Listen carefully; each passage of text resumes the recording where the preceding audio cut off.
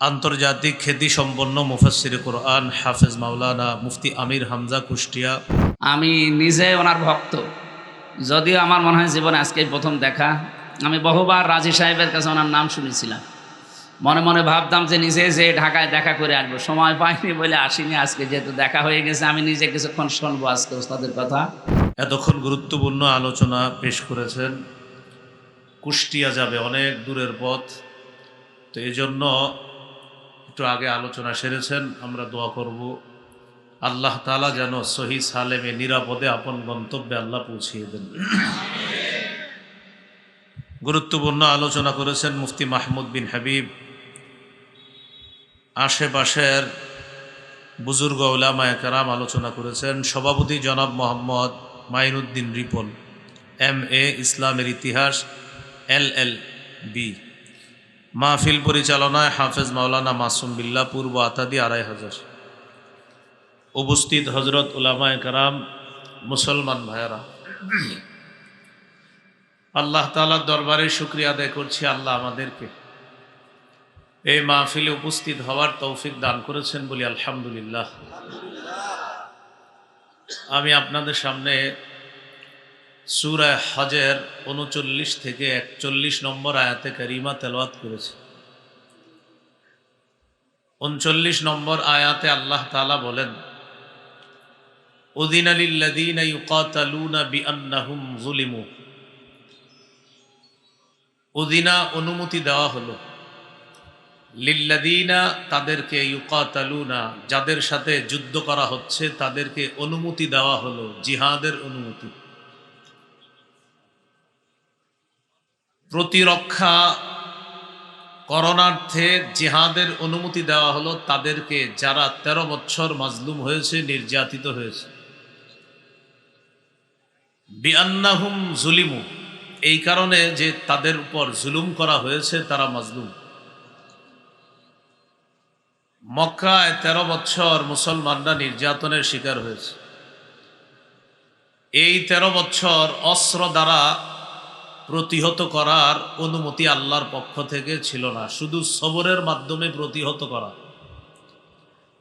13 বছর বেঈমানরা আক্রমণ করবে, সাহাবায়ে কেরাম শুধু ধৈর্য ধারণ করবে। তাহলে আক্রমণ মোকাবেলা করার যে পদ্ধতি ছিল সেটা হলো সবর। 13 বছর হিজরত করে মদিনায় গেলেন। যাওয়ার পর কাফেররা আবার আক্রমণ করলে, তাদের উপর আক্রমণ হলে, মুসলমানদেরকে আক্রমণ করা হলে উজিনা, এখন অনুমতি দেওয়া হলো যে এবার এতদিন তো সবরের মাধ্যমে মোকাবেলা করেছে সাহাবায়ে কেরাম, নবী এবং সাহাবায়ে কেরাম এখন অস্ত্রের মাধ্যমে বেঈমানদের সাথে মোকাবেলা করার অনুমতি প্রদান করা হলো। উদিনা। আল্লাহ বলেন, ওয়া ইন্নাল্লাহা আলা নাসরিহিম লাকাদির, নিশ্চয় আল্লাহ তাদেরকে সাহায্য করতে সক্ষম। এখানে সাহায্য যারা উদ্দেশ্য হলো মুসলমানদেরকে সংখ্যায় কম হওয়া সত্ত্বেও তাদেরকে বেশি সংখ্যকের মোকাবেলায় বিজয়ী করতে আল্লাহ সক্ষম। এখন তারা মাজলুম হয়েছে কিভাবে? সূরা হজের 40 নম্বর আয়াতে আল্লাহ বলেন, আল্লাযীনা উখরিজু মিন দিয়ারিহিম বিগাইরি হক, যাদেরকে বের করে দেওয়া হয়েছে তাদের ঘর থেকে অন্যায়ভাবে। ইল্লা আইয়াকুলু রব্বুনাল্লাহ, শুধু এই কথা বলার কারণে যে আমাদের রব হলেন আল্লাহ, এটাই অপরাধ সাব্যস্ত করে তাদেরকে তাদের ঘর থেকে বের করে দেওয়া হয়েছে। তাহলে বের করে দেওয়ার পর যখন তারা মদিনায় গেল, এখন আল্লাহ জিহাদের অনুমতি দিলেন, মুসলমানরা বেঈমানদেরকে পরাজিত করলেন।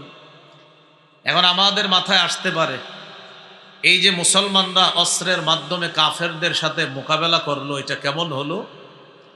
আল্লাহ বলেন, ওয়ালাউলা দাফউল্লাহিন নাসা বা'দাহুম বিবাদ, আল্লাহ তাআলা যদি মানুষের এক দলকে আরেক দলের মাধ্যমে প্রতিহত না করতেন, এখানে উদ্দেশ্য আল্লাহ যদি ভালো মানুষদের মাধ্যমে খারাপ মানুষগুলোকে প্রতিহত না করতেন, লাহুদ্দিমাত সাওয়ামিউ, তাহলে খানকাগুলা ধ্বংস হয়ে যেত।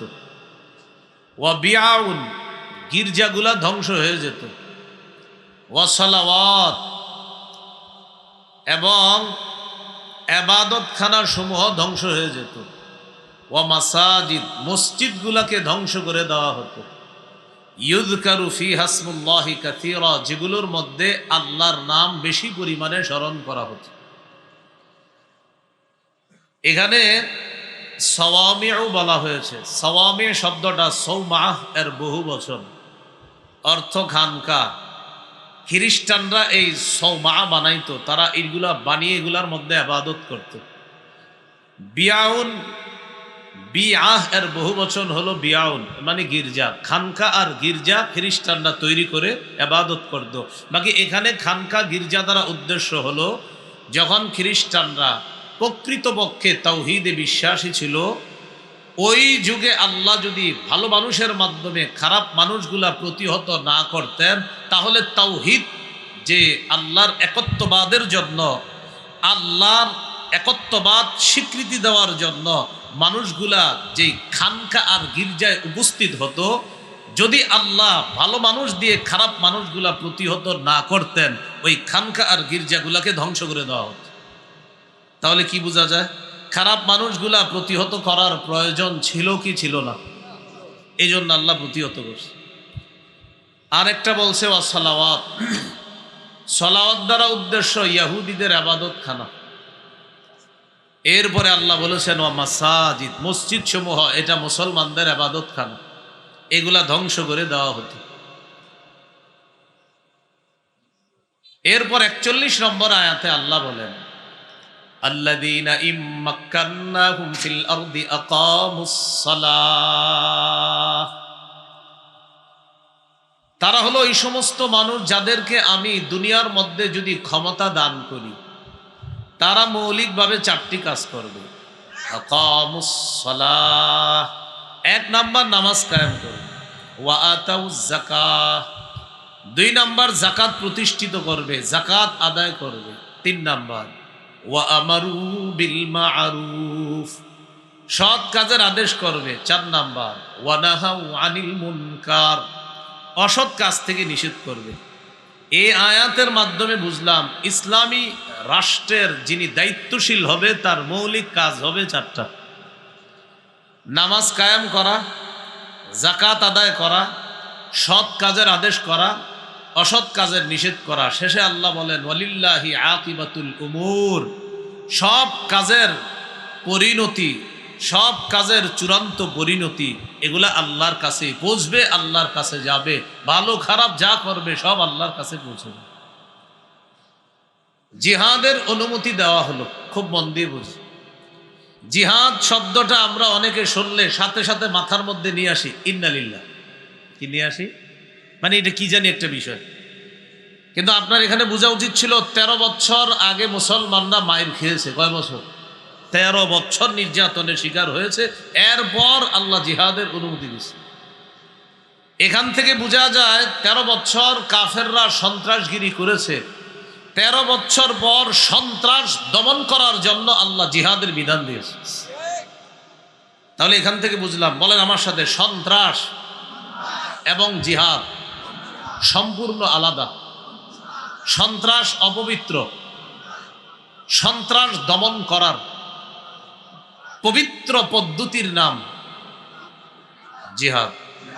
তাহলে সন্ত্রাস এটা অপবিত্র, এটা দমন করার পবিত্র পদ্ধতির নাম জিহাদ, বিধানের নাম জিহাদ। তাহলে এখানে আমরা শিখলাম আগে সন্ত্রাসগিরি করেছে কাফেররা, এরপর আল্লাহ জিহাদের বিধান দিচ্ছে। সূরা তাওবার 111 নম্বর আয়াত, এই আয়াতে আল্লাহ তাআলা বলেন ইন্নাল্লাহা আশতারা মিনাল মুমিনিনা আনফুসাহুম ওয়া আমওয়ালাহুম বিআন্না লাহুমুল জান্নাহ ইউকাতিলুনা ফি সাবিলিল্লাহ ফায়ুকতালুনা ওয়া ইউকতালুন ফায়াকতুলুনা ওয়া ইউকতালুন। ক্রেতা বিক্রেতা, দ্রব্য মূল্য বাজার, 5টা জিনিস আমার সাথে বলতে হবে। বলেন, ক্রেতা, বিক্রেতা, দ্রব্য, মূল্য, বাজার। ক্রয় বিক্রয়ের জন্য মৌলিকভাবে 5টা জিনিস লাগে: ক্রেতা, বিক্রেতা, দ্রব্য, মূল্য, বাজার। এবার আমার সাথে বলেন, ক্রেতা আল্লাহ, বিক্রেতা মুমিনগণ, দ্রব্য জানমাল, মূল্য জান্নাত। সুবহানাল্লাহ। 4টা হইল, আরেকটা বলতেছি, পঞ্চমটা আমি বলি। দেখেন তো, ক্রেতাকে বলেন, ক্রেতাকে ইন্নাল্লাহ আশতারা, নিশ্চয়ই আল্লাহ ক্রয় করে নিয়েছেন, তা আল্লাহ ক্রেতা। 2 নাম্বার বলেন তো, বিক্রেতাকে মুমিনগণ, মিনাল মুমিনিনা, মুমিনদের থেকে, তো নিশ্চয়ই আল্লাহ ক্রয় করেছেন, তাহলে আল্লাহ ক্রেতা। মিনাল মুমিনিনা, মুমিনদের থেকে, মুমিনরা বিক্রেতা। 3 নাম্বার দ্রব্য, আনফুসাহুম ওয়া আমওয়ালাহুম, তাদের জানমাল, তাহলে দ্রব্য পাইলাম, জানমাল। এবার আপনারা বলতে হবে, বলেন তো, ক্রেতাকে, বিক্রেতা, দ্রব্য, জান্নাত, রয়ে গেল মূল্য। বিআন্না লাহুমুল জান্নাহ, মূল্য হলো আল্লাহর দেওয়া জান্নাত। রয়ে গেল বাজার, বলেন বাজার হলো জিহাদের ময়দান। সুবহানাল্লাহ। ইউকাতিলুনা ফি সাবিলিল্লাহ, তারা আল্লাহর রাস্তায় লড়াই করবে। ফায়াকতুলুনা ওয়া ইউকতালুন, আল্লাহর রাস্তায় লড়াই করে অন্যদেরকে হত্যা করে জাহান্নামে পাঠাবে, অথবা তাদেরকে শহীদ করা হবে, তারা আল্লাহর জান্নাতের মেহমান হয়ে যাবে। তাহলে এবার আমি বলবো না, আপনারা বলতে হবে, ক্রেতা, বিক্রেতা, দ্রব্য, মূল্য, বাজার, জিহাদের ময়দান। এই তো মাশাআল্লাহ, ক্রেতা আল্লাহ, বিক্রেতা মুমিনগণ, দ্রব্য জানমাল, মূল্য জান্নাত, আর বাজার জিহাদের ময়দান। তাহলে বলেন তো, জিহাদের নিয়ত আমাদের সকলের আছে? না থাকলে মুনাফিকি মৃত্যু হবে। আবু দাউদের হাদিস 2502 নম্বর হাদিস, 2502 নম্বর হাদিস। قال رسول الله صلى الله عليه وسلم من مات ولم يغزو ولم يحدث نفسه بالغزو مات على شعبة من نفاق। যে ব্যক্তি মৃত্যুবরণ করলো এমন অবস্থায় যে সে জিহাদ করলো না, অথবা জিহাদের সংকল্প করলো না, নবীজি বলেন সে মুনাফিকি মৃত্যুবরণ করলো। তাহলে মুসলমান মাত্রই হয়তো জিহাদ করতে হবে, কিন্তু জিহাদ সুযোগ যদি নাও পাই, জিহাদের সংকল্প সকলের রাখতে হবে। তাহলে কোনো মুসলমান যদি এমন অবস্থায় মারা যায় যে সে জিহাদ করলো না, অথবা জিহাদের সংকল্প করলো না, সে কেমন যেন এক ধরনের মুনাফিকি মৃত্যুবরণ করলো। আল্লাহ আমাদের সকলকে জিহাদের নিয়ত যেন আমরা সব সময় রাখতে পারি, আল্লাহ তৌফিক দান করেন। আবু দাউদের 2503 নম্বর হাদিস, রাসূলুল্লাহ সাল্লাল্লাহু আলাইহি সাল্লাম বলেন, মান লাম ইয়াগজু, যে ব্যক্তি জিহাদ করলো না, ওয়ায়ুজাহিজ গাজিয়া, অথবা কোনো মুজাহিদকে জিহাদের সরঞ্জাম প্রস্তুত করে দিল না। 1 নাম্বার, যে ব্যক্তি জিহাদ করলো না, অথবা কোনো মুজাহিদকে জিহাদের সরঞ্জাম প্রস্তুত করে দিল না। আও ইয়াখলুফ গাজিয়ান ফি আহলিহি বিখাইরিন, অথবা মুজাহিদের অনুপস্থিতিতে তাদের পরিবারের খোঁজ খবর নেয় নাই। 1 নাম্বার, যে ব্যক্তি জিহাদ করে নাই, অথবা কোনো মুজাহিদকে জিহাদের সরঞ্জাম প্রস্তুত করে দেয় নাই, অথবা মুজাহিদ জিহাদের ময়দানে থাকা অবস্থায় তার পরিবারের খোঁজ খবর নেয় নাই, নবীজি বলেন, ইল্লা আসাবাহুমুল্লাহু বিকারিআতিন ক্বাবলা ইয়াউমিল কিয়ামা, আল্লাহ না করেন কিয়ামতের আগে এই ব্যক্তিকে আল্লাহ আযাব দ্বারা পাকড়াও করবে। বলি নাউযুবিল্লাহ। হয়তো জিহাদ করতে হবে, না হয় মুজাহিদকে প্রস্তুত করে দিতে হবে, না হয় মুজাহিদের পরিবারের খোঁজ খবর রাখতে হবে। বর্তমানে ফিলিস্তিনের মুসলমান যারা, আমাদের তাদের জন্য করণীয় কর্তব্য, 1 নাম্বার হয় তাদের পক্ষ হয়ে জিহাদে সরাসরি অংশগ্রহণ করতে হবে, যেহেতু এটা আমরা প্রাচীরের বাধার কারণে পারছি না। 2 নাম্বার, আমাদের তাদের কাছে অর্থ দিয়ে সহযোগিতা পাঠাতে হবে তাদের জন্য। 3 নাম্বার, ইআদাদ, জিহাদের প্রস্তুতি রাখতে হবে। এটা কিন্তু আমাদের জন্য সুযোগ আছে, জিহাদের প্রস্তুতি রাখা। একটা হলো তাদের পক্ষে জিহাদ করা, আপনি পারলেন না, প্রাচীরের বাধা, বিভিন্ন বাধার কারণে। 2 নাম্বার, ইআদাদ, প্রস্তুতি নিতে হবে যে আল্লাহ কখনো তৌফিক দিলে, রাষ্ট্র ব্যবস্থা করে দিলে আমি সশরীরে ফিলিস্তিন গিয়ে জিহাদ করব। 3 নাম্বার, এটা আপনি পারতেছেন না, তাদের জন্য আপনি নুসরত পাঠানো, সাহায্য পাঠানো, অর্থ পাঠানো, যেটা আমাদের দেশের মুসলমানরা পাঠাই দিচ্ছে। 4 নাম্বার, তাদের বিরুদ্ধে যারা কাজ করে, যারা তাদের বিরুদ্ধে লড়াই করে, বোমা মারে, অস্ত্র দিয়ে তাদেরকে আঘাত করে, এই অস্ত্র বোমা যেই সমস্ত অর্থের মাধ্যমে তারা সংগ্রহ করে, ওই অর্থ যেই পণ্যগুলা বিক্রয় করে তারা সংগ্রহ করে, এই পণ্যগুলা মুসলমানরা বয়কট করে। এই 4টা কাজ ফিলিস্তিনের পক্ষে আপনার করতে হবে। হয়তো জিহাদ করা পারছেন না, প্রস্তুতি নেওয়া পারছেন না, সহযোগিতা পাঠানো এটাও আপনি পারতেছেন না টাকার অভাবে, অন্তত তাদের বিরুদ্ধে যেই সমস্ত পণ্যের মাধ্যমে অর্থ সংগ্রহ করা হয় এই পণ্যগুলা আমরা বয়কট করব। মনে থাকবেন ইনশাল্লাহ এই 4টা কাজ। তাহলে চলে আসি আগের কথায়। বলেন তো 13 বছর কাফেররা যেটা করেছে এটার নাম কি? সন্ত্রাস। আল্লাহ অনুমতি দিয়েছে জিহাদের, এটা হলো পবিত্র বিধান জিহাদ। এরপরে রসুল সাল্লাল্লাহু আলাইহি সাল্লাম মদিনায় গেলেন, ইসলামী রাষ্ট্র কায়েম করলেন। ইসলামী রাষ্ট্র কায়েম করার পর আল্লাহ বলেন, সেখানে যাদেরকে আমি ক্ষমতায় বসাই তাদের কাজ হবে মৌলিকভাবে 4টা। এখন একটা কথা মনে রাখা, আমরা যদিও বিভিন্ন পদ্ধতিতে শান্তি তালাশ করি, কিন্তু আপনি বিশ্বাস করেন, লিখে রাখেন সাদা কাগজে, খেলাফত ব্যবস্থা ছাড়া মুসলমানদের চূড়ান্ত শান্তি আসবে না, আসতে পারে না। এই জন্য মুসলমান খেলাফত ব্যবস্থার দিকে এগিয়ে যেতে হবে। এখন খেলাফত প্রতিষ্ঠিত হবে কিভাবে? বলেন, খেলাফত প্রতিষ্ঠিত হওয়ার শর্ত 2টা। বলেন তো, খেলাফত প্রতিষ্ঠিত হওয়ার শর্ত কয়টা? বলেন, ঈমান, নেক আমল। বলেন, ঈমান, নেক আমল। ঈমান এবং নেক আমলের, বলেন, যাদের মধ্যে পরিপূর্ণ পাওয়া যাবে তাদের জন্য আল্লাহ 3টি ওয়াদা করেছেন। 1 নাম্বার, খলিফা বানাবেন। 2 নাম্বার, দিন প্রতিষ্ঠিত করে দিবেন।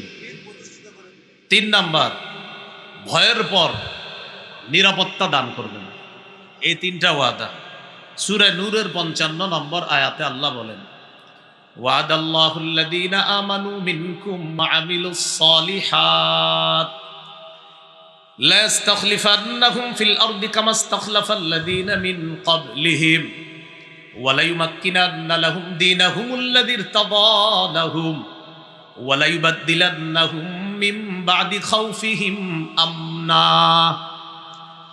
আল্লাহ বলেন, তোমাদের মধ্যে যারা ঈমান এনেছে এবং নেক কাজ করেছে তাদেরকে আল্লাহ ওয়াদা করেছেন, 1 নাম্বার, লা ইস্তাখলিফান্নাহুম ফিল আরদ কামা ইস্তাখলাফাল্লাযীনা মিন ক্বাবলিহিম, তাদের পূর্ববর্তীদেরকে যেমন আল্লাহ জমিনে খলিফা বানিয়েছেন তাদেরকেও আল্লাহ খলিফা বানাবেন।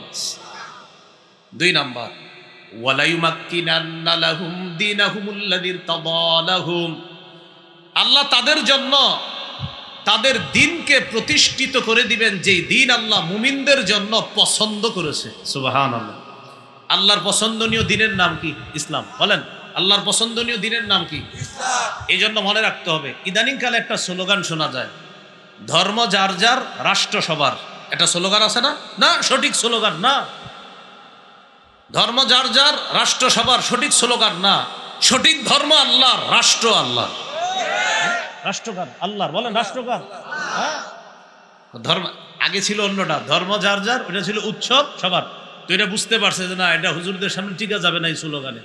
পরে স্লোগান পাল্টাইলো, ধর্ম যার যার, রাষ্ট্র সবার। না, এই স্লোগানও সঠিক না। মনোনীত ধর্ম আল্লাহর, রাষ্ট্র আল্লাহ। এটা মাথায় রাখতে পারে। তো 2 নাম্বার, ওয়ালা ইউমাক্কিনান্না লাহুম দীনাহুমুল্লাযী ইরতাদা লাহুম, অবশ্যই আল্লাহ তাদের জন্য তাদের সেই দিনকে প্রতিষ্ঠিত করে দিবেন, যে দিন আল্লাহ তাদের জন্য মনোনীত করেছেন। তো আল্লাহর মনোনীত দিনের নাম কি? মোহতারাম মুফতি আমির হামজা সাহেব নারী বিষয়ক সংস্কার কমিশন নিয়ে কথা বলতেছিলেন। ওখানে উনি কয়েকটা পয়েন্ট বলেছে, সময়ের অভাবে সবগুলো বলতে পারে নাই। একটা পয়েন্ট আছে এমন, সেখানে তাদের দাবি হলো সংবিধানের শুরুতে নির্দিষ্ট কোনো ধর্মকে অনুসরণ করা এটা দরকার নাই, এটা প্রয়োজন নাই। মানে সরাসরি বলে না ইসলামের কথা, বলতেছে নির্দিষ্ট কোনো ধর্মের অনুসরণ করা কি দরকার, মানে বিসমিল্লাহ বাদ দেন। এটার দ্বারা সূরা আলী ইমরানের 19 এবং 85 নম্বর আয়াতকে অস্বীকার করে। সূরা আলী ইমরানের 19 নম্বর আয়াতে আছে, ইন্নাদ দীনা ইনদাল্লাহিল ইসলাম, আল্লাহর কাছে একমাত্র দিন হলো ইসলাম। সুবহানাল্লাহ। 85 নম্বর আয়াতে আছে, ওয়া মাইয়াবতাগি গায়রাল ইসলামি দীনা, কেউ যদি ইসলাম ছাড়া অন্য কোনো দিন কামনা করে, ফালাই ইউকবালা মিন, এটা কিছুতেই তার থেকে গ্রহণ করা হবে না, ওয়া হুয়া ফিল আখিরাতি মিনাল খাসিরিন, সে আখিরাতে ক্ষতিগ্রস্তদের অন্তর্ভুক্ত হবে। তাহলে বলেন আল্লাহর মনোনীত দিন, তাহলে ইসলাম ধর্ম কার? রাষ্ট্র কার? ব্যাস এটা মুসলমান বলবে। তাহলে 2 নম্বর, তাদের মনোনীত দিনকে আল্লাহ প্রতিষ্ঠিত করে দিবেন, যেটা আল্লাহ মুমিনদের জন্য নির্বাচন করেছেন। 3 নম্বর, ওয়ালা ইউবাদদিলান্নাকুম মিন বা'দি খাউফিহিম আমনা, তারা যে ভয়ের মধ্যে আছে, এই ভয়ের পরিবর্তে আল্লাহ তাদের জন্য নিরাপত্তা সাব্যস্ত করবেন, তাদের ভয়টাকে আল্লাহ নিরাপত্তা দ্বারা পরিবর্তন করে দিবেন। এজন্য প্রিয় ভাইয়েরা, এখনো কিন্তু আমরা নিরাপদ না। হ্যাঁ, এখনো আমরা নিরাপদ না। বললো না, আগে বলতে দিত না, এখন বললে শোনে না। হ্যাঁ, আপনারা মন দিয়ে ওয়াজ শুনছেন তো বলতে পারলেন না কেন? হ্যাঁ, তো এটার দ্বারা উদ্দেশ্য কি আপনার? এটার দ্বারা উদ্দেশ্য হলো, মনে রাখতে হবে এখনো কিন্তু আমাদের ভয় কাটে নাই। ইনশাল্লাহ খেলাফত ব্যবস্থার দিকে আমাদের এগিয়ে যেতে হবে। যখন এটা আমরা ইনশাল্লাহ, এই খেলাফত ব্যবস্থা যখন প্রতিষ্ঠিত হয়ে যাবে, আমাদের ভয়ভীতি থাকবে না। আল্লাহ তাআলা এই ভয়ভীতি দূর করে দিবেন, যার সুন্দর দৃষ্টান্ত বর্তমান আফগানিস্তান। কোন রাষ্ট্র?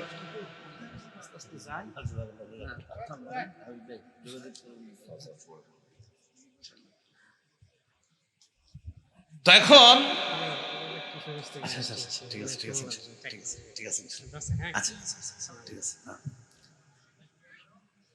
তো ঈমান এবং নেক আমল, এটা হলো খেলাফত প্রতিষ্ঠিত হওয়ার পূর্ব শর্ত। তো মনে রাখতে হবে ঈমান এবং নেক আমল। এবার আমার সাথে বলেন খেলাফত প্রতিষ্ঠিত হওয়ার পদ্ধতি 2টা। বলেন, শর্ত কয়টা? 2টা, ঈমান নেক আমল। আর পদ্ধতি কয়টা? আবার বুঝেন, শর্ত কয়টা? ঈমান নেক আমল। এবার বলেন পদ্ধতি কয়টা? বলেন দাওয়াত, জিহাদ। তাহলে আপনারা বলবেন শর্ত কয়টা? 1 নাম্বার ঈমান নেক আমল। এবার বলেন পদ্ধতি কয়টা? দাওয়াত, জিহাদ। তাহলে খেলাফতের শর্ত 2টা, পদ্ধতি 2টা। শর্ত 2টা হলো ঈমান নেক আমল, পদ্ধতি 2টা হলো দাওয়াত এবং জিহাদ। আল্লাহ আমাদের সকলকে জিহাদের ব্যাপারে যেন সঠিক মানসিকতা আমরা লালন করতে পারি, আল্লাহ তৌফিক দান করেন।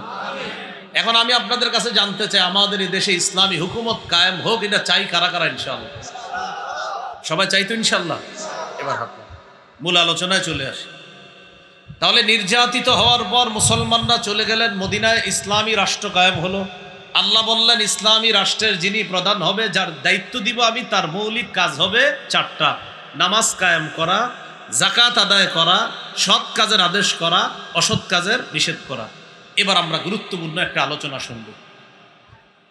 শাসক যিনি হবেন তার কিছু গুণ থাকবে, এটা খুব মন দিয়ে শুনি। শাসক যিনি হবেন তার 1 নাম্বার গুণ হবে আল্লাহমুখী হওয়া, আখিরাতমুখী হওয়া। সুবহানাল্লাহ। বলেন তো মুসলিম শাসকের কাজ কয়টা? ভুলে গেছে? না 4টা। কাজ কয়টা? নামাজ প্রতিষ্ঠিত করা, যাকাত আদায় করা, সৎ কাজের আদেশ করা, অসৎ কাজের নিষেধ করা। এবার আমরা জানবো গুণ। 1 নাম্বার গুণ হলো আল্লাহমুখী হওয়া, আখিরাতমুখী হওয়া। এবার দলিল নেই আমরা। সূরা নামলের 15 থেকে 19 নম্বর আয়াতে আল্লাহ বলেন, ওয়ালাকাদ আতাইনা দাউদা ওয়া সুলাইমানা ইলমা, আমি দাউদ এবং সুলাইমান নবীকে ইলম দান করলাম। وقال الحمد لله الذي فضلنا على كثير من عباده المؤمنين। তারা 2 জন বললেন সমস্ত প্রশংসা আল্লাহর, যিনি আমাদেরকে তার অধিকাংশ মুমিন বান্দাদের উপর শ্রেষ্ঠত্ব দান করেছেন। দাউদ নবী আর সুলাইমান নবী বললেন, ওয়ারিসা সুলাইমানু দাউদা, সুলাইমান নবী দাউদ নবীর উত্তরাধিকার হলেন। মনে রাখতে হবে, নবীরা কোনো সম্পদের উত্তরাধিকার হন না। সুলাইমান নবী তার বাবার উত্তরাধিকার হয়েছেন নবুয়তের, রাজত্বের, এলেমের। নবীরা উত্তরাধিকার হয় নবুয়তের, রাজত্বের, এলেমের। তো সুলাইমান নবী উত্তরাধিকার হয়েছেন রাজত্বের, এলেমের, নবুয়তের উত্তরাধিকার হয়েছেন। বাবাকেও আল্লাহ নবী বানিয়েছেন। দাউদ নবী 40 বছর ফিলিস্তিন শাসন করছে, 74% ফিলিস্তিনের অঞ্চল সাম্রাজ্য তিনি কায়েম করেছেন দাউদ নবী। দাউদ নবীর পর সুলাইমান নবী শাসক হলেন, তিনিও 40 বছর। বাবা এবং সন্তান দুজনে মিলে ফিলিস্তিন শাসন করলেন 80 বছর। কয় বছর? এই জন্য একটা তথ্য মনে রাখবেন, বলেন বনি ইসরাইলরা সর্বমোট ফিলিস্তিনে শাসন করেছে 418 বছর। এর মধ্যে ইমানি শাসন 80 বছর, বাকি বলেন বাকি 338 বছর শিরিকের শাসন, কুফরের শাসন।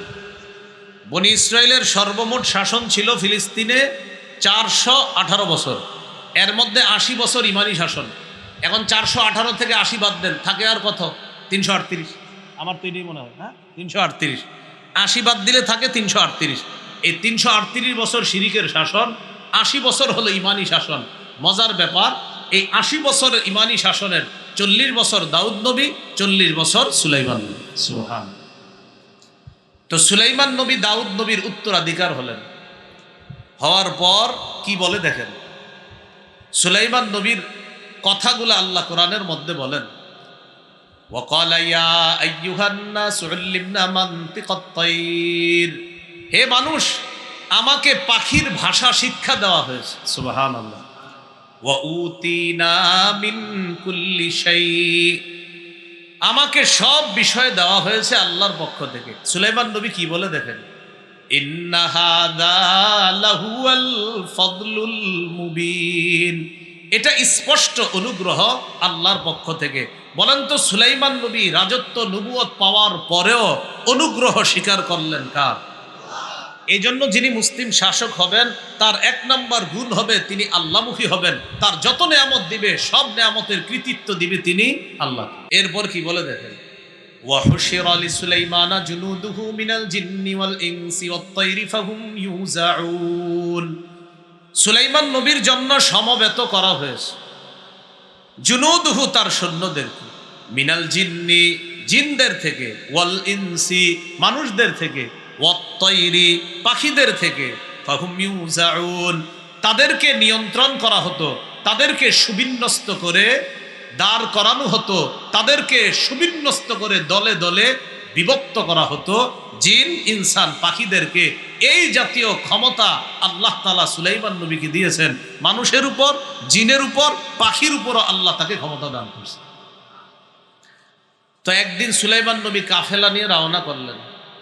হাত্তা ইযা আতাউ আলা ওয়াদিন নাম, যাইতে যাইতে তিনি যখন পিঁপড়ার উপত্যকায় উপনীত হলেন, পিঁপড়ার রানী, এই রানী পিঁপড়াদেরকে ডেকে বললেন, ক্বালাত নামলাতু ইয়া আইয়ুহান নামলু দুখুলু মাসাকিনাকুম, পিঁপড়ার রানী পিঁপড়াদেরকে ডেকে বললেন, ও পিঁপড়া সম্প্রদায়, তোমরা তাড়াতাড়ি ঘরে ঢুকো, গর্তে প্রবেশ করো।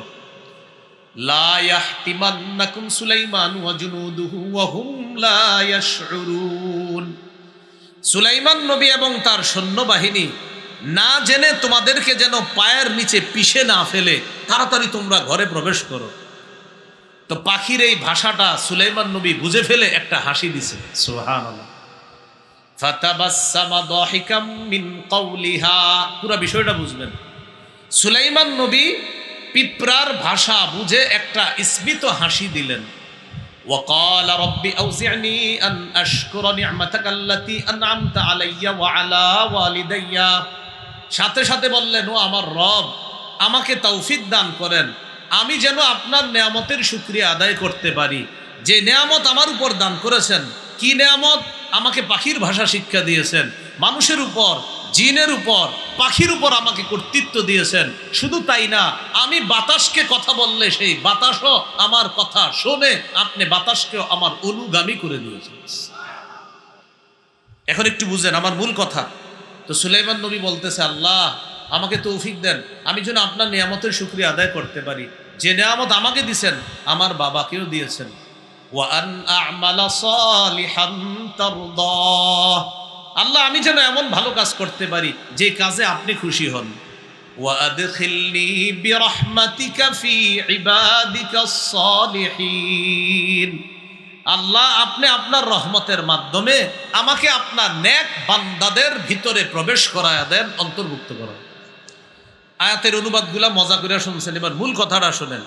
সুলাইমান নবী নবুয়ত পাওয়ার পর, রাজত্ব পাওয়ার পর, পাখির ভাষা বুঝে, বাতাসের কথা সব কিছু বুঝার পরেও সুলাইমান নবী শুকরিয়া আদায় করে কার?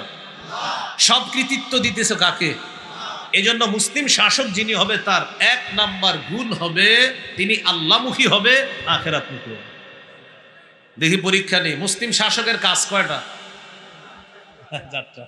কয়টা? 1 নাম্বার নামাজ কায়েম করা, 2 নাম্বার যাকাত, 3 নাম্বার সৎ কাজের আদেশ, 4 নাম্বার অসৎ কাজের নিষেধ। এখন আমরা জানতেছি মুসলিম শাসকের গুণ। 1 নাম্বার গুণ কি মুখী হওয়া? আল্লাহ। মাশাআল্লাহ। মুসলিম শাসকের 2 নাম্বার গুণ ইনসাফ কায়েম করা। কি কায়েম করা? ইনসাফ কায়েম করা। সূরা সদের 26 নম্বর আয়াতে আল্লাহ বলেন, ইয়া দাউদ ইন্না জাআলনাকা খলিফাতান ফিল আরদ, হে দাউদ আমি আপনাকে পৃথিবীতে খলিফা বানিয়েছি। তো আল্লাহ তাআলা সাথে সাথে বললেন, ফাহকুম বাইনান নাসি বিল হক, আপনি মানুষের মাঝে ইনসাফ করবেন, মানুষের মাঝে বিচার করবেন সঠিকভাবে। সুবহানাল্লাহ। দাউদ আমি আপনাকে দুনিয়াতে খলিফা বানিয়েছি। ফাহকুম বাইনান নাসি বিল হক, আপনি সঠিকভাবে মানুষের মাঝে বিচার করবেন। ওয়ালা তাত্তাবিউল হাওয়া, আপনি কুপ্রবৃত্তির অনুসরণ করবেন না, নিজের মনের কথা শুনবেন না, আমি আল্লাহ যেভাবে বলি সেভাবে শুনবেন। ফায়ুদিল্লাকা আন সাবিলিল্লাহ, আপনি যদি নিজের মন মতো ফয়সালা করেন তাহলে এই নিজের মন মতো চলাটা আপনাকে আল্লাহর রাস্তা থেকে দূরে সরায়া দিবে। বলেন নাউজুবিল্লাহ। ইন্নাল্লাযীনা ইয়াদিল্লুনা আন সাবিলিল্লাহ, নিশ্চয়ই যারা আল্লাহর রাস্তা থেকে দূরে সরে যায়, পথভ্রষ্ট হয়ে যায়, লাহুম আযাবুন শাদীদুম বিমা নাসু ইয়াউমাল হিসাব, হিসাবের দিন ভুলে যাওয়ার কারণে তাদের জন্য রয়েছে কঠিন শাস্তি। তাহলে কি বোঝা গেল? যারা মুসলিম শাসক হয় তারা অন্যায় কাজ তখন করে যদি হিসাবের দিনটা তারা ভুলে যায়, অপকর্ম তখন করে যদি হিসাবের দিন ভুলে যায়। কোরআনের বিরুদ্ধে, হাদিসের বিরুদ্ধে, ইসলামের বিরুদ্ধে কোনো মুসলিম শাসক তখন কথা বলে যদি তার আখিরাতের কথা স্মরণ না থাকে। কিসের বিরুদ্ধে বললাম? কোরআন। বলেন কিসের বিরুদ্ধে? কোরআনের বিরুদ্ধে, ইসলামের বিরুদ্ধে মুসলিম শাসক তখন বলে যখন তার আখিরাতে যেটা হিসাব আছে এটা যখন ভুলে যায়, তখন যা মন চায় তা করে, বরং মন মতো কারো এজেন্ডা বাস্তবায়নের পিছনে লেগে যায়। এটা কিন্তু আপনারা মনে রাখবেন। এই জন্য আমি আগে বলছি এখনো আমরা সেফ না। বৃষ্টি থেকে বাঁচার জন্য এখন ঝর্ণার নিচে আছি, আমরা এখনো পানি মুক্ত হতে পারিনি। বৃষ্টি থেকে বেঁচে ঝর্ণার নিচে আছি। কিসের নিচে? মানে কি পানি বৃষ্টির নিচেও পানি, ঝর্ণার নিচেও কি? এই কথা গবেষণা করবেন, এটা কি বুঝাইলাম? আল্লাহ আমাদেরকে বুঝার তৌফিক দান করেন। মুসলিম শাসকের 2 নাম্বার গুণ হবে সঠিকভাবে ফয়সালা করা, ইনসাফ করা।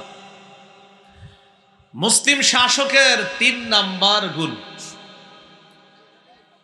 সেটা হলো মুসলিম শাসক অন্যায়ের পথ পরিহার করে চলবে সদা সর্বদা। কিসের পথ বলেন তো? অন্যায়ের পথ।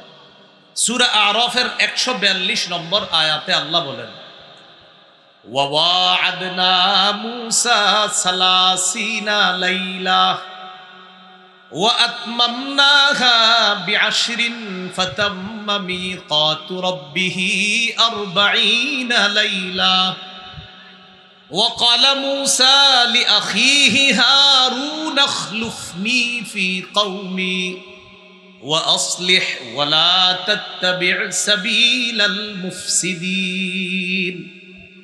আল্লাহ বলেন ওয়াওয়া'আদনা মূসা 30 লাইলা, আমি মূসা নবীকে 30 রাতের ওয়াদা করলাম যে তিনি আমার কাছে আসবে, পাহাড়ের উপর তিনি 30 রাত ইতিকাফ করবে। কয় রাতের ওয়াদা করলাম? 30 রাত। 30 রাতের পর আমি কি করলাম? ওয়া আতমামনাহা বি'আশরিন, আমি আল্লাহ আরো 10 দিয়ে সেটাকে পুরা করলাম, তাহলে 30 আর 10 কত হয়? 40। ফাতাম্মা মিকাতু 40 লাইলা, মিকাতু রাব্বিহি 40 লাইলা। 30 আর 10-এ রবের নির্দিষ্ট ওয়াদাটা হয়ে গেল মোট 40 রাতে। তাহলে রবের নির্ধারণ করা সময়টা হয়ে গেল কয় রাত? 40 রাত। প্রথমে আল্লাহ নির্বাচন করেছেন কয় রাত? 30। এরপরে আরো 10, 40। তো মুসা নবী যাবে। এখন জাতির দায়িত্ব কারে দিবে? ভাই হারুনকে বললেন, ওয়াকালা মুসা লিআখিহি হারুন আখলুফনি ফি কওমি। মুসা নবী তার ভাই হারুনকে বললেন, ও ভাই হারুন, উখলুফনি ফি কওমি, তুমি আমার জাতির মাঝে আমার অনুপস্থিতিতে আমার প্রতিনিধিত্ব করবা। এরপরে কি বলে দেখেন, ওয়া আসলিহ, সঠিকভাবে তুমি প্রতিনিধিত্ব করবা, সব বিষয়গুলো সঠিকভাবে সংশোধন করবা। ওয়ালা তাত্তাবি' সাবিলাল মুফসিদিন, ফাসাদ সৃষ্টিকারীদের রাস্তা তুমি অনুসরণ করো না, ফাসাদ সৃষ্টিকারীদের রাস্তা তুমি অনুসরণ করবা না, এটা বলে দিলেন। এই গেল 3 নাম্বার। তাহলে কি শিখলাম? অন্যায়ের পথ পরিহার করা, এটা মুসলিম শাসকের 3 নাম্বার কাজ। মুসা নবী হারুন নবীকে যখন প্রতিনিধি বানিয়ে যাচ্ছেন, বলে দিলেন সাবধান, সঠিকভাবে কাজ করবা, অন্যায়ের পথ পরিহার করে চলবা। তাহলে মুসলিম শাসকের 3 নাম্বার গুণ অন্যায়ের পথ পরিহার করা। 4 নাম্বারটা মন দিয়ে শোনেন, খুব মন দেন। 4 নাম্বার মুসলিম শাসকের 4 নাম্বার গুণ, সেটা হলো সূরা কাহফের 83 নম্বর আয়াত থেকে 91 নম্বর আয়াত পর্যন্ত আল্লাহ লম্বা একটা আলোচনা করেছে। আপনারা একটু মন দিয়ে শুনলে বলতে পারি। তো আগে বলি সে বিষয়টা কি। সেটা হলো জাতির চাহিদা সঠিকভাবে, জনগণের চাহিদা সঠিকভাবে পূরণ করা। কি বললাম? জনগণের চাহিদা সঠিকভাবে পূরণ করে। এবার একটা বাংলা বলেন আমার সাথে, বলেন শিষ্টের লালন, বলেন দুষ্টের দমন। আবার শিষ্টের লালন, দুষ্টের দমন, এটা মুসলিম শাসকের 4 নাম্বার গুণ। এবার আমরা আয়াত থেকে জেনে নিই 4 নাম্বার গুণটা। সূরা কাহফের 83 থেকে 91 নম্বর আয়াতে আল্লাহ বলেন, ওয়াসআলুনাকা আন যিল করনাইন, নবী কাফেররা আপনাকে বাদশাহ যুলকরনাইন সম্পর্কে জিজ্ঞাসা করে। কুল সাআতলু আলাইকুম মিনহু যিকরা, নবী আপনি বলেন আমি তোমাদেরকে যুলকরনাইন বাদশাহ সম্পর্কে তোমাদেরকে আলোচনা করে শুনিয়ে দিচ্ছি। এরপরে আল্লাহ বলেন, ইন্না মাক্কান্না লাহু ফিল আরদ, আমি যুলকরনাইন বাদশাকে ক্ষমতা দান করলাম, শক্তি দান করলাম। ওয়া আতাইনাহু মিন কুল্লি শাইইন সাবাবা, আমি তাকে সব উপকরণ দান করলাম। উপকরণ দ্বারা উদ্দেশ্য কি? যুলকরনাইন বাদশাকে আল্লাহ এমন একটা যোগ্যতা দান করছেন, তিনি চাইলে কোনো কিছুর মাধ্যমে বিভিন্ন জিনিস মুহূর্তের মধ্যে প্রস্তুত করে পারতেন। এই ক্ষমতা যুলকরনাইন বাদশাকে আল্লাহ দান করছেন। এবার দেখেন তিনি কি করছেন। তিনি 3টা সফর করছেন। বলেন কয়টা?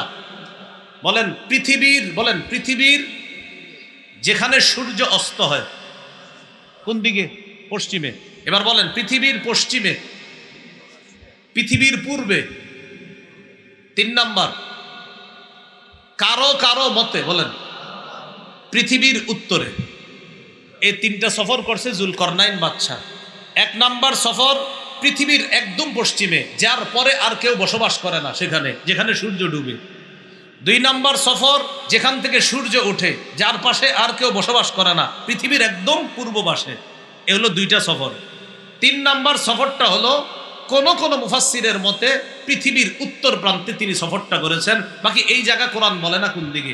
2টা কথা কোরআন বলেছে, 3 নাম্বারটা কোরআন বলে না। তবে মুফাসসিরিনে কেরাম গবেষণা করে বলেন 3 নাম্বার সফরটা হয়েছে তার পৃথিবীর উত্তরে। এবার কোরআনের আয়াতের থেকে আমরা অনুবাদটা শুনবো। শোনার আগে সফর 2টা শুনি। আমাদের এখন মূল আলোচনা মুসলিম শাসকের 4 নাম্বার গুণ, শিষ্টের লালন, দুষ্টের দমন। যুলকরনাইন বাদশার প্রথম সফরটা জানি পৃথিবীর কোন পাশে হয়েছে? পশ্চিম, একদম পশ্চিম। এই এলাকায় পশ্চিম কোনটা? হাত দিয়া দেখান, এটা নাকি? তাহলে বাস একদম পশ্চিম হয়েছে। আল্লাহ তাআলা বলেন যুলকরনাইন বাদশা পৃথিবীর একদম পশ্চিম পাশে গেছে। যেখানের পরে আর কোনো মানুষ বসবাস করে না, সেখানে গিয়ে দেখলেন প্রচণ্ড কালো অন্ধকারের মধ্যে পানি। ওই পানিগুলা মনে হয় যে কাদার মধ্যে, আর ওই কাদা পানির মধ্যে, কাদা জলাশয়ের মধ্যে সূর্যটা ডুবে যাচ্ছে। এমন ডুবন্ত অবস্থায় আল্লাহ তাআলা যুলকারনাইন বাদশাকে পৃথিবীর একদম পশ্চিম প্রান্তে নিয়ে গেলেন। উনি গিয়ে দেখে কি যে সূর্যটা কেমন যেন একটা কাদা মাটির মধ্যে ডুবে যাচ্ছে। তা আল্লাহ তাআলা কি বলে দেখেন, ফাআতবাআ সাবাবা হাত্তা ইযা বালাগা মাগরিবাশ শামসি ওয়াজাদাহা তাগরুবু ফি আইনিন হামিআ। যুলকারনাইন বাদশা একটা রাস্তা অবলম্বন করল। রাস্তা অবলম্বন করার পর যাইতে যাইতে চলে গেলেন কোথায়, হাত্তা ইযা বালাগা মাগরিবাশ শামস, চলতে চলতে তিনি সূর্য অস্ত যেখানে হয় সেখানে পৌঁছে গেলেন। ওয়াজাদাহা, সূর্যটাকে তিনি পাইলেন এমন অবস্থায়, তাগরুবু, সূর্যটা ডুবতেছে, ফি আইনিন হামিআ, কর্দম যুক্ত অথবা কাদা যুক্ত অন্ধকার কালো জলাশয়ের মধ্যে যেন সূর্যটা ডুবতেছে। তিনি এরকম দেখলেন সূর্যটা ডুবতেছে। এরপরে দেখেন কি হয়, ওয়াজাদা ইনদাহা কওমা, সেখানে তিনি একটা জাতিকে পাইলেন। আবার বলছি, এমন এক জায়গায় গেলেন যেখানের পরে আর কেউ নাই, সূর্যটা ডুবতেছে, এর এই পাশে একটা জাতি তিনি পাইলেন। সেই জাতি ছিল কাফের। বলেন সবাই, সেই জাতি কি ছিল? আল্লাহ যুলকারনাইন বাদশাকে বললেন, বাদশা যুলকারনাইন, তোমার সামনে দুইটা অপশন। এই কাফেরদের ব্যাপারে আমি তোমাকে ক্ষমতা দিলাম, তুমি চাইলে তাদেরকে শাস্তি দিতে পারো, চাইলে তাদের ব্যাপারে কোনো ভালো কিছু গ্রহণ করতে পারো। অপশন কয়টা? আর মুসলিম শাসকের 4 নম্বর গুণ জানি কি? শিষ্টের লালন, দুষ্টের দমন। বুঝেন কিন্তু, না হলে বুঝবেন না কথাটা। আল্লাহ বললেন, ও যুলকারনাইন বাদশা, এই যে সূর্য অস্ত যাচ্ছে, এখানে যেই জাতিকে আপনি পাইলেন, তাদের ব্যাপারে আপনার সামনে দুইটা অপশন। কি? ইম্মা আন তুআদ্দিবা, আপনি চাইলে তাদেরকে শাস্তি দিতে পারেন, আপনি চাইলে তাদেরকে শাস্তি দিতে পারেন। যুলকারনাইন বাদশা এক জাতিকে পাইলেন, তাদের ব্যাপারে আল্লাহ বললেন, কুলনা ইয়া যাল করনাইনি ইম্মা আন তুআদ্দিবা ওয়া ইম্মা আন তাত্তাখিযা ফীহিম হুসনা। ও বাদশা যুলকারনাইন, আপনি চাইলে তাদেরকে শাস্তি দিতে পারেন অথবা তাদের ব্যাপারে উত্তম কিছু গ্রহণ করতে পারেন। এবার যুলকারনাইন বাদশা কি করলেন? তাদের ব্যাপারে দুইটা নীতি অবলম্বন করলেন। যুলকারনাইন বাদশা বললেন, আল্লাহ ক্বালা আম্মা মান যালামা, আল্লাহ আমি তাদেরকে দাওয়াত দিব। সুবহানাল্লাহ। দাওয়াত দেওয়ার পর আমার দাওয়াত যে গ্রহণ করবে না সে জালেম। ক্বালা আম্মা মান যালামা ফাসাউফা নুআযিবুহু, আল্লাহ আমি দাওয়াত দেওয়ার পর যদি কেউ দাওয়াত গ্রহণ না করে সে জালেম সাব্যস্ত হবে, আমি তাকে শাস্তি দিব। সুম্মা ইউরাদ্দু ইলা রাব্বিহি, এরপর তাকে তার রবের কাছে ফিরিয়ে দেওয়া হবে। ফায়ুআযিবুহু আযাবান নুকরা, তার রব তাকে কঠিন শাস্তি দিবে। আমি তো শাস্তি দিবই, তার রবও তাকে শাস্তি দিবে। তাহলে তাদের সামনে দুইটা অপশন, একটা হলো হয়তো আযাব দেওয়া, আরেকটা হলো ভালো কিছু গ্রহণ করা। যুলকারনাইন বাদশা বললেন, আল্লাহ আমি দাওয়াত দিব, দাওয়াত দেওয়ার পর যদি গ্রহণ না করে সে জালেম সাব্যস্ত হবে, তাকে শাস্তি দিব। আর যদি দাওয়াত গ্রহণ করে, ওয়া আম্মা মান আমানা ওয়া আমিলা সালিহা, আমার দাওয়াত গ্রহণ করে যে ঈমান আনবে, নেক কাজ করবে, ফালাহু জাযাআনিল হুসনা, তার জন্য রয়েছে জাযাআনিল হুসনা, উত্তম প্রতিদানের ব্যবস্থা থাকবে তার। এবার বলেন তো, যুলকারনাইন বাদশাকে আল্লাহ কয়টা অপশন দিছে? হয়তো শাস্তি দিতে পারেন, না হয় ভালো কিছু গ্রহণ করতে পারেন। যুলকারনাইন বাদশা বুদ্ধিমত্তা খাটিয়ে বললেন, আল্লাহ আমি তাদের সামনে দাওয়াত পেশ করব, দাওয়াত যারা গ্রহণ করবে না তাদেরকে দিব শাস্তি, যারা গ্রহণ করবে তাদের জন্য রয়েছে উত্তম প্রতিদান। তাহলে শাস্তি যাদেরকে দিবে এটা হলো দুষ্টের দমন, উত্তম প্রতিদান যাদেরকে দিবে এটা হলো শিষ্টের লালন। আল্লাহ জানে বুঝছে কিনা? যাদের ব্যাপারে উত্তম কিছু গ্রহণ করবে এটা হলো শিষ্টের লালন, আর যাদেরকে শাস্তি দিবে এটা হলো দুষ্টের দমন, যে এগুলা ভালো না, এগুলা দেশের জন্য সমস্যা, এটা হলো দুষ্টের দমন। আর যারা ভালো এটা হলো শিষ্টের লালন। তাহলে এখান থেকে বোঝা যায় দেশের জন্য যারা কল্যাণের কাজ করে তাদেরকে দেশের পক্ষ থেকে লালন করা দরকার, দেশের ক্ষতি যারা করতে চায় তাদেরকে দমন করা দরকার। এটা হলো মুসলিম শাসকের 4 নাম্বার গুণ। মনে থাকবেনি বাংলাটা, শিষ্টের লালন, দুষ্টের দমন। তো যাই হোক, এটা হলো পৃথিবীর পশ্চিম পাশের কথা। এবার দ্বিতীয় সফরটা কোথায় করছে উনি? সুম্মা আতবাআ সাবাবা, এরপর আরেক রাস্তা ধরলেন তিনি। আল্লাহু আকবার, একদম পশ্চিম থেকে সফর করে পৃথিবীর পুরা পূর্ব পাশে চলে গেছে। হাত্তা ইদা বালাগা মাতলিআশ শামসি, চলতে চলতে তিনি চলে গেলেন সূর্য যেখানে উদিত হয় সেখানে। সেখানে যাওয়ার পর এক জাতিকে পাইলেন, সেই জাতীয় ওই জাতির মতো। তাদের ব্যাপারে আল্লাহ 2টা অপশন দিয়েছেন, যদিও আয়াতে অপশনের কথা নাই, তবে মুফাসসিরিনে কেরাম বলেন অপশনের কথা যদিও আয়াতে নাই, কিন্তু ওই আয়াত পূর্বর আর পশ্চিমের যে ঘটনাটা, ওই ঘটনা আর পূর্বের ঘটনা একই রকম। কারণ তিনি পৃথিবীর পশ্চিম পাশে গিয়ে যাদেরকে পেয়েছে তারাও ছিল কাফের, আর পৃথিবীর পূর্ব পাশে যাদেরকে পেয়েছে তারাও কাফের। আর কাফেরদের ব্যাপারে আল্লাহ বলে দিলেন 2টা কাজ গ্রহণ করতে পারেন, হয়তো শাস্তি, না হয় ভালো কিছু। তখন তিনি ওই পূর্ব পাশে যাওয়ার পরেও তিনি তাদের সামনে দাওয়াত দিলেন। দাওয়াত দেওয়ার পর যারা দাওয়াত গ্রহণ করলো না তাদেরকে শাস্তি দিলেন শত্রু হিসাবে চিহ্নিত করে, আর যারা দাওয়াত গ্রহণ করলেন তাদেরকে শিষ্টের লালন হিসাবে তাদের জন্য উত্তম পুরস্কারের ব্যবস্থা করলেন। এইগুলো মুসলিম শাসকের 4 নাম্বার গুণ। মুসলিম শাসকের 5 নাম্বার গুণ, বলেন আমার সাথে, জাতির কল্যাণে, বলেন অকাতরে বিলিয়ে দেওয়া। মুসলিম শাসক কি করবে? জাতির কল্যাণে সব বিলিয়ে দিবে। এটা কোথায় পাবো আমরা? এটা পাবো ওনার 3 নাম্বার সফরে। কার? ওই জুলকরনাইন বাদশার 3 নাম্বার সফর যেটা। এই 3 নাম্বার সফরের কথা অনেকে আপনারা ঘরে কোরআন পড়েন, এটা পাবেন কোথায়? এটা পাবেন সূরা কাহাফের 92 থেকে 97 নম্বর আয়াত। এই আয়াতে আল্লাহ বলেন সুম্মা আতবাআ সাবাবা, জুলকরনাইন বাদশা আরেকটা রাস্তা ধরলেন। হাত্তা ইদা বালাগা বাইনাস সাদ্দাইনি, তিনি যাইতে যাইতে 2 পাহাড়ের মাঝে গিয়ে বসলেন। বলেন তো আল্লাহ বলে নাই এটা কোন এলাকায়, তবে মুফাসসিরিনে কেরাম বলেছিলেন এটা পৃথিবীর কোন পাশে? উত্তর পাশে। তো জুলকরনাইন বাদশা 2 পাহাড়ের মাঝে গিয়ে যখন বসলেন, বসার পর সেখানে এক জাতিকে পাইলেন। সেই জাতি কেমন জানেন? লা ইয়াকাদুনা ইয়াফকাহুনা কাওলা, ওই জাতি তারা মানুষ, কিন্তু তারা জুলকরনাইন বাদশার কথা বুঝে না।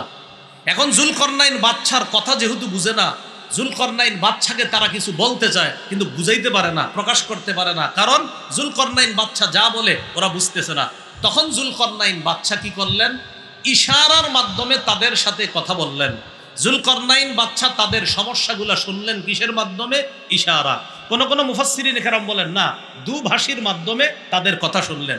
তখন তারা বললেন, ও বাদশা জুলকরনাইন, ইন্না ইয়াজুজা ওয়া মাজুজা মুফসিদুনা ফিল আর, পাহাড়ের ওই পাশে 2টা জাতি আছে। এক জাতির নাম ইয়াজুজ, আরেকটার নাম মাজুজ, যারা আমরা ইয়াজুজ মাজুজ বলি। মুফসিদুনা ফিল আর, তারা দুনিয়াতে ফাসাদ সৃষ্টি করে। তারা মাঝে মাঝে এই পাহাড়ের এপাশে আইসা আমাদের উপর লুটতরাজ চালায়, আমাদের উপর লুটতরাজ চালিয়ে ডাকাতি করে আমাদের সম্পদগুলা ছিনিয়ে নেয়। এই অভিযোগ দিল কারা?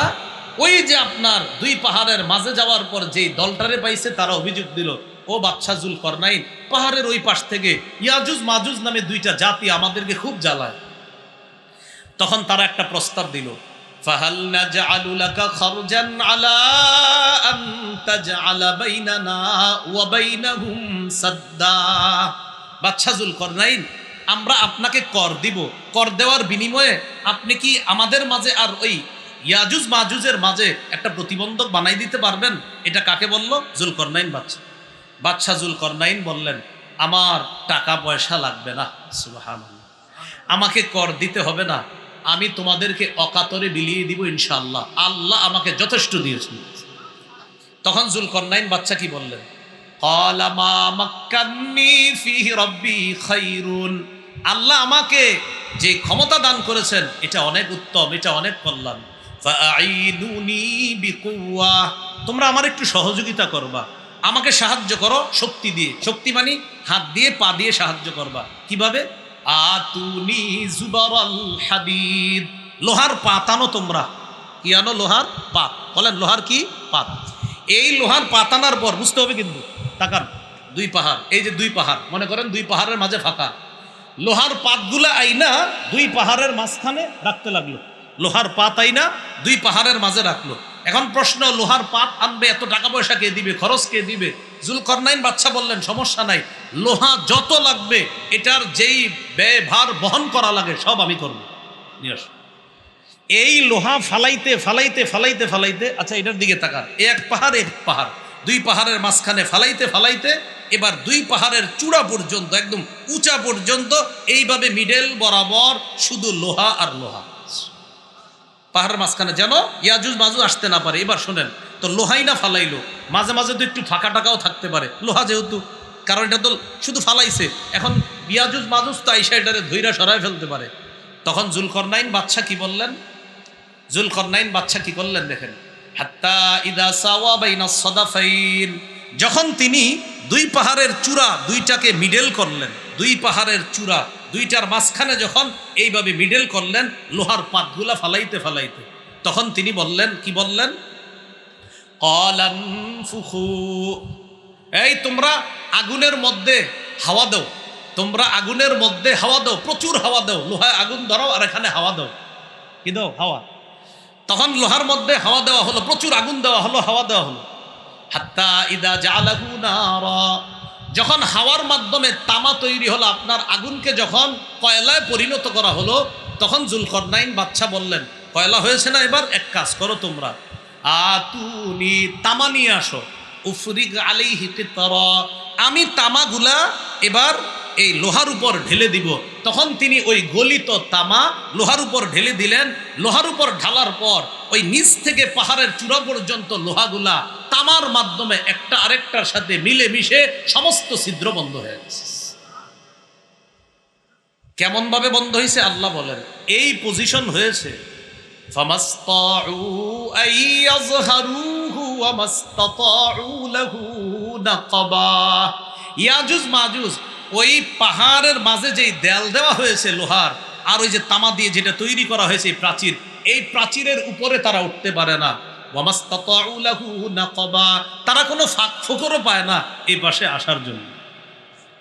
এখন আসেন যে বিষয়টা জানলাম, জাতির এই সমস্যা সমাধানে শাসক এগিয়ে আসলেন, অকাতরে বিলিয়ে দিলেন। তাদের কাছ থেকে কোনো পারিশ্রমিক চেয়েছে? বলেন সবাই। অথচ আপনি এমনও রাষ্ট্র পাবেন যে রাষ্ট্রে আপনি একটা চাকরির জন্য 20 লাখ 25 লাখ 30 45 50 1 কোটিও দিতে হয়। এটা তো হলো না। তাহলে মুসলিম শাসকের 5 নম্বর বৈশিষ্ট্য, অকাতরে তিনি বিলিয়ে দিবে, জাতির সমস্যার সমাধান করবে।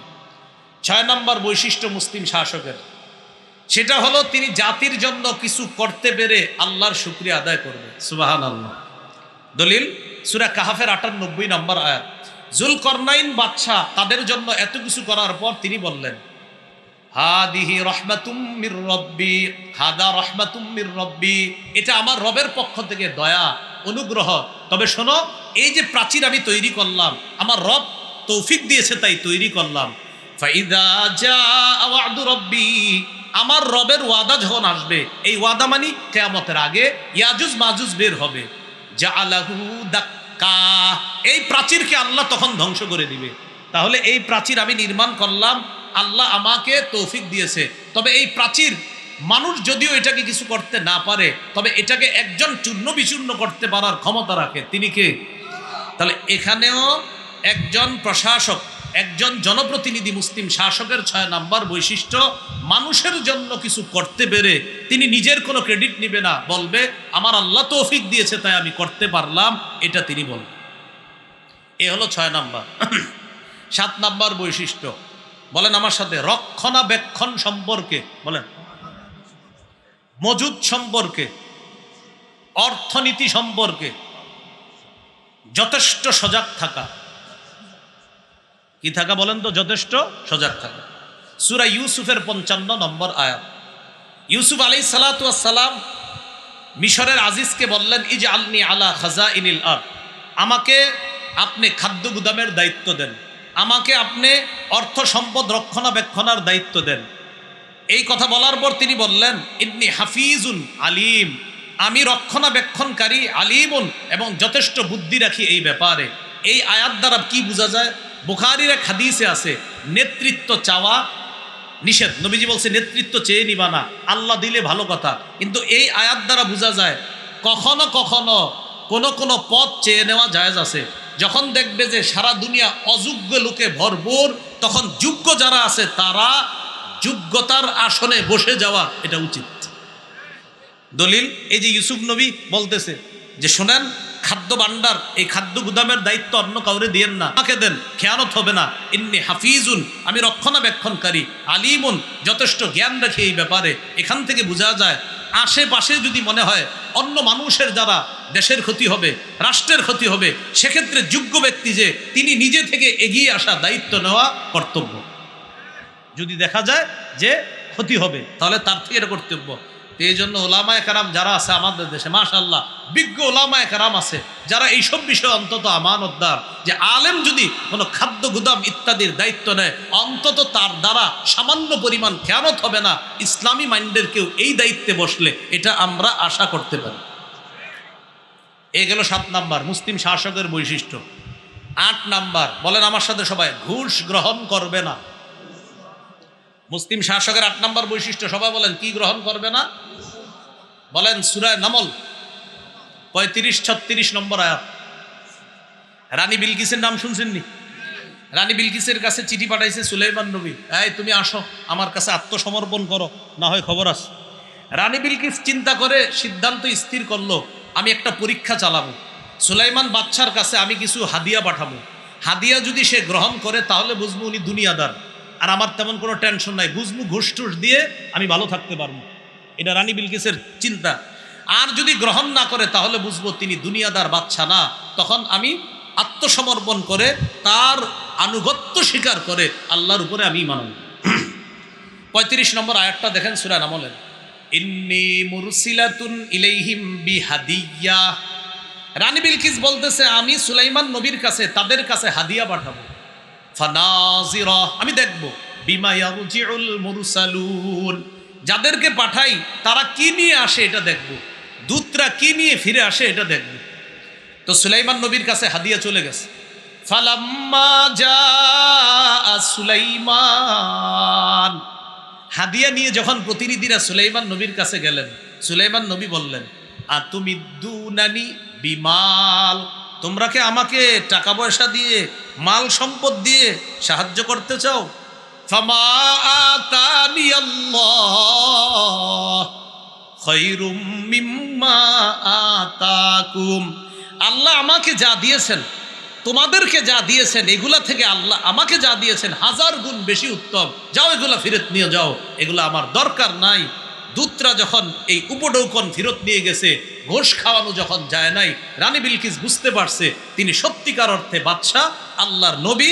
রানী বিলকিস সুলাইমান নবীর কাছে আসার আগেই আল্লাহ যে এক, এই কথার স্বীকৃতি দিয়ে, ঘোষণা দিয়ে সুলাইমান নবীর কাছে এসে বলতেছে, ও বাদশাহ সুলাইমান, আপনার কাছে আসার আগেই আপনার রবের উপর আমি ঈমান এনেছি, আমি আত্মসমর্পণ করেছি। কি শিখলাম? 8 নাম্বার, ঘোষ গ্রহণ করা যাবে না। এটা মুসলিম শাসকের 8 নাম্বার বৈশিষ্ট্য। মুসলিম শাসকের 9 নাম্বার বৈশিষ্ট্য আমানতদার হওয়া। শেষ করে দিচ্ছি, 10 নাম্বার শেষ করে দিচ্ছি। 9 নাম্বার আমানতদার হওয়া। সূরা নিসার 58 নম্বর আয়াতে আল্লাহ বলেন, ইন্নাল্লাহা ইয়া'মুরুকুম আন তুআদ্দুল আমানাতি ইলা আহলিহা, নিশ্চয় আল্লাহ তোমাদেরকে আদেশ করেন, আন তুআদ্দুল আমানাতি ইলা আহলিহা, তোমরা আমানত যথাযথ জায়গায় পৌঁছায় দিবা, এই আদেশ আল্লাহ করেন।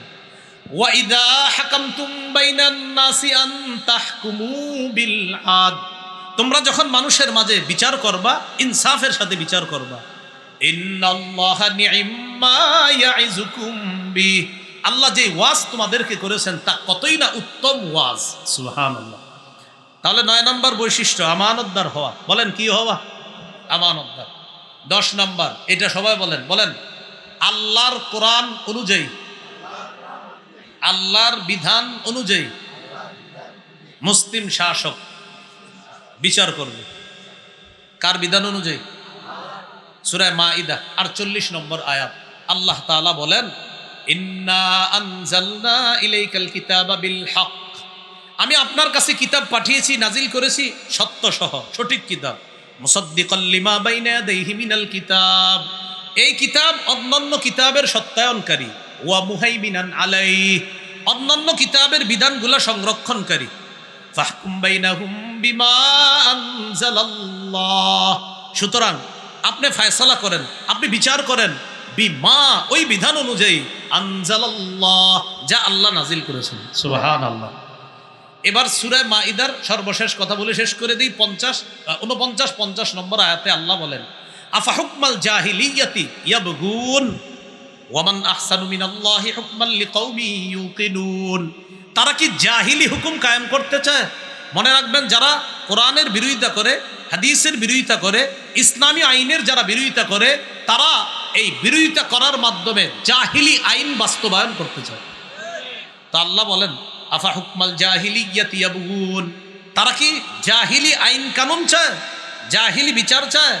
ওয়ামান আহসানু মিনাল্লাহি হুকমান লিকাউমি ইউকিনুন, যারা বিশ্বাসী তাদের জন্য আল্লাহর বিধানের চাইতে উত্তম বিধানদাতা আর কে আছে? সুবহানাল্লাহ।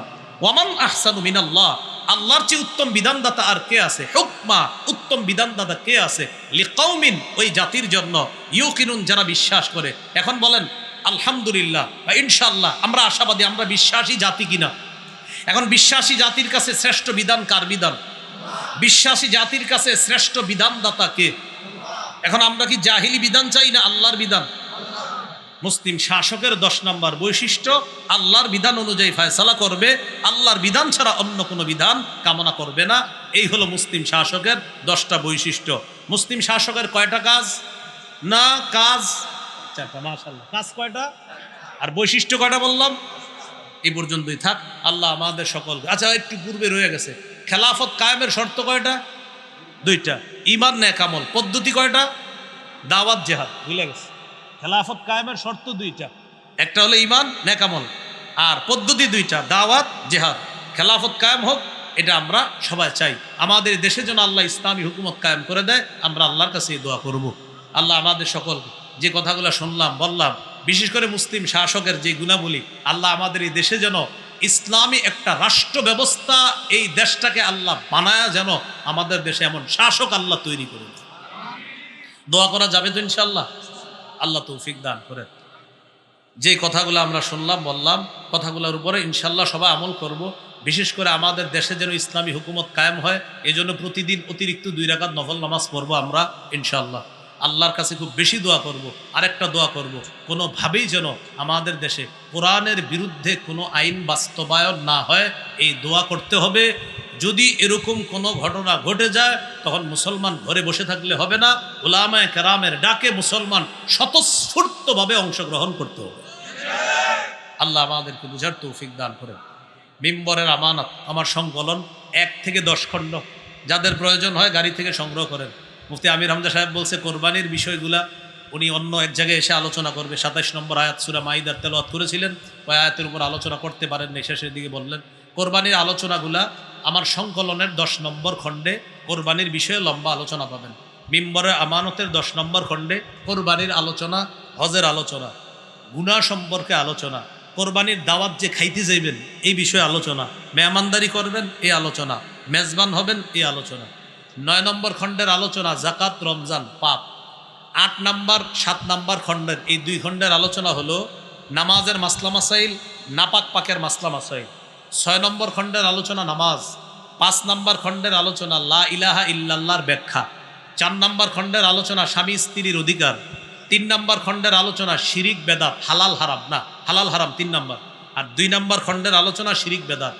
1 নম্বর খণ্ডে আলোচনা সন্তানের 64টি অধিকার। এই 10 খণ্ডের মিম্বরের আমানত ওলামা হজরত সহ সর্বসাধারণ সংগ্রহ করতে পারেন। গাড়িতে আছে, গাড়ি থেকে সংগ্রহ করতে পারেন। গাড়ির কাজ ভাঙা যাবে না, ভদ্রভাবে ওখান থেকে সংগ্রহ করে নেবেন, এদের থেকে সংগ্রহ করতে পারেন। আমিন ওয়া আখিরু দাওয়ানা আলহামদুলিল্লাহি রাব্বিল আলামিন।